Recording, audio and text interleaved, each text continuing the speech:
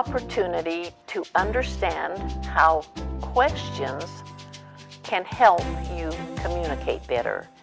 In fact, listening by asking questions is really helpful because the mind wants to think for itself, and it will in the presence of a question. We want to ask questions such as what, when, how, so, but don't ask why questions because that puts people on the defensive. The mind begins to think for itself in the presence of a question, and the mind begins to flow in the presence of a question.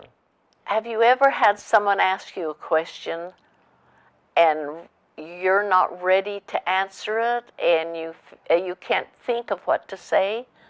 What you do is ask them a question back according to what they said, and that gives you time to put your thoughts together.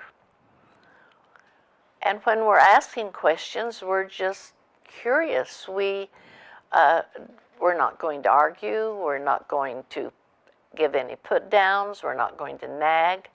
Just ask a question. We can say, what makes you feel that way? How do you feel about that? What you're doing is probably okay. How is it working for you? Anything to get them thinking about what they need to do. Remember, the more we resist them or tell them not to, the more they resist us. By asking non-threatening questions, they relax and they open up. I learned a lot when I was going to school and took courses from Dr. William Glasser, and he was the one that wrote the books on reality therapy. And a lot of that was on asking questions and how to ask questions. Because he would say, you should ask them, what are you doing? Is what you're doing helping you? What should you be doing? When can you start? And this really works well. I was having a class with 20 11 and 12th graders, and they can be a challenge. And when I had two boys that wasn't paying any attention to the lesson, and I just stopped, didn't say anything, and looked at them. And I didn't take my eyes off from them. Well, before you know it, everyone in the class wanted to see what I was looking at, so they turned their heads and they were looking at the boys. Pretty soon the boys looked up. And I said, what are you doing? And they said, Pretty soon they lifted up a car magazine and said, we're looking at this car magazine. And I said, well, what should you be doing? And they said, we should be doing our lesson. And I said, when can you start?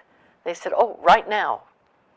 The important thing of doing that, the class, the rest of the time I had them, I had no problem with them. I didn't really embarrass them or put them down. It was what they were choosing, not what I was choosing.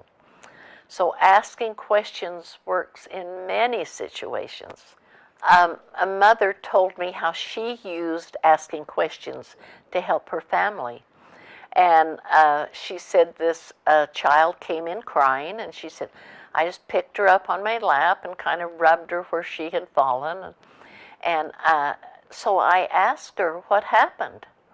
And she said, well, I was out with my sister and I pushed her, and I know that I shouldn't have done. And the mother said, what should you have done? And she said, I should have just talked to her. I shouldn't have pushed her. And she said, well, are you feeling better now? And she said, yes. I said, well, would you like to go out and play now and make sure that you don't push your sister? She said, yes, I'm ready, and just jumped up and went out, and it was solved. And the mother didn't have to get after her and tell her, you knew you shouldn't be doing that, you did this or you did that. Because we have to realize that by putting forth the effort to ask a question, we are going to understand people better. We're giving them a chance to express themselves.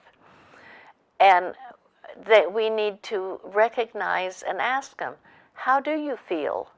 Are you want to talk about why you're so sad? And they'll open up and they'll talk to you. If you can ask questions, you are really helping others, and they will feel like you have care for them and that you're more interested in them.